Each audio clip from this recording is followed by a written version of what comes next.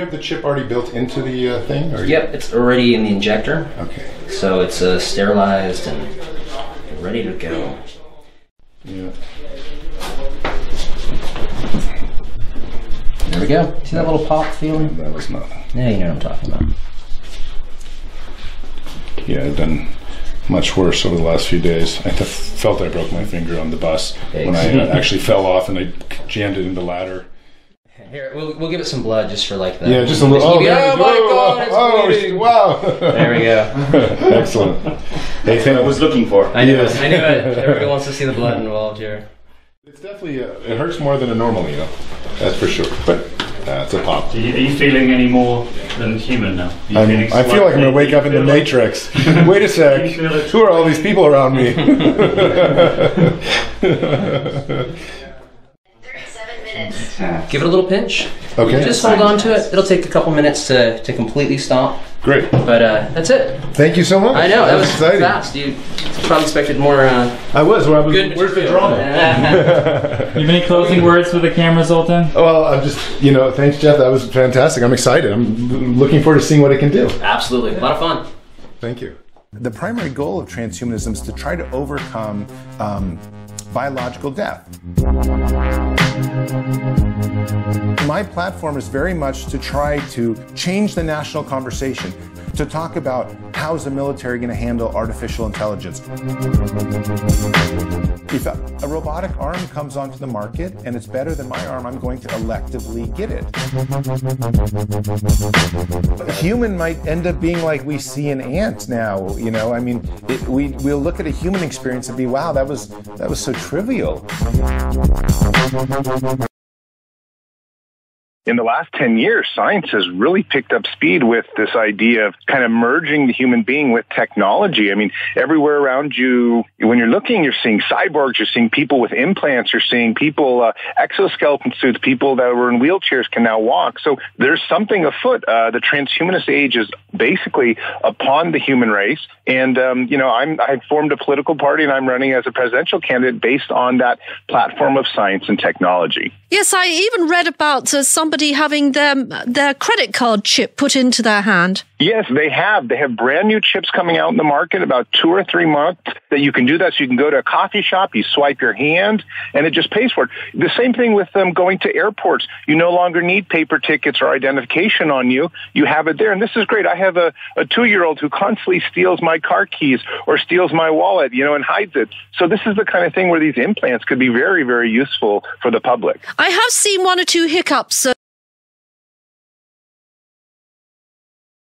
at airports, though when it comes to these non-paper tickets, it's still fairly new, isn't it? Oh, yeah. And of course, there's going to be hiccups for years to come. And of course, there's also the problem of potentially hacking and things like that. But as with any technology, the more it catches on, the more people will spend perfecting this technology. And I wouldn't be surprised if within 10 years' time, 50% of Americans have some type of implant, because in the end of the day, an implant can reduce the size of your wallet or whatever you carry in your purse by about 30 or 40%. So, it kind of constantly makes things smaller and more easy to live. Now, Zoltan, let's go over to the U.S. Navy now. Where do they fit into the picture? The U.S. Navy is interested in implants, of course, because they want to know where their soldiers are in the field and stuff like that. And it's not always useful to have a tracking device either strapped onto their wrist or to their clothing or anything like that. Sometimes it's just a lot easier to have an implant embedded permanently in them, for example, if they get wounded or if a tracking device gets taken off them by an enemy or something of that nature. But I think the real thing here is also there's some security concerns for the Navy. Do they, we have civilian people going into the military, and chipping themselves has become something that's more common. For example, I have a chip in my hand.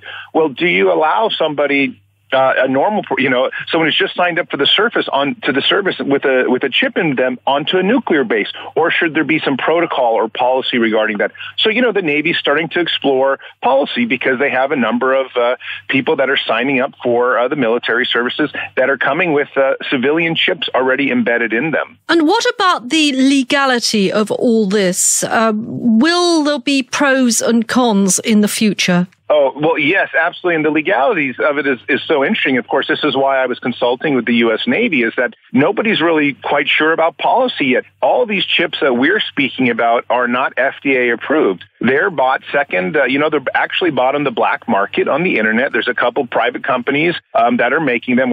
Some are even abroad and overseas and stuff like that. So there's no regulation right now. There's no kind of framework for the kinds of chips that are starting to go into people. And of course, you inject these chips in yourselves. Like, for example, it's just a 30 or a 60-second procedure. The chips are so small, they go in through a needle. They're literally the size of a grain of rice. So right now, that's one of the things I'm trying to do, is get the United States government and get official institutions like the Navy to start discussing it, to start creating policy around it, because clearly we're entering this age when we have the technology to do it. It's very useful, but there's no regulation. There's no idea how to kind of work around all the hiccups, and there will be hiccups with this technology for sure. Zoltan, I think you said you had one. Yes, I had one put in my hand a year ago. I can do all sorts of things. I can start my car without the keys. I just wave my hand by the ignition. I also have it set up so I can give my business card out. So someone puts their phone to my hand and they get a business card immediately into their phone. And I also have it so it says win 2016. It sends you a text message if you get close enough to me. Fascinating stuff, really. And what about the operation to implant it? Oh, I mean, you can do it yourself. So it comes in a syringe, these little chips. Again, they're the size of a grain of rice. They're so tiny. So they come in a syringe. You stick the syringe in and shoot it into some of the fatty tissue in your body. In most people's cases, they have it in their hand because they'll be doing things with their hands. Like if you want to start your car, naturally you would use your hand. If you want to give out a business card, it's easier to just kind of put your hand to somebody's phone. And of course, it digitally transfers. So you can install this yourself. And the installation procedure is, literally it's 5-6 seconds. I mean, it's a needle. You put it in and you pump through the needle, this little injection, you stick it wherever you want it. And so, that's why I think it's really going to catch on, is it's a really easy procedure. You certainly don't need to go to a doctor to have one put in. At least in my opinion. Of course, I'm not a medical professional.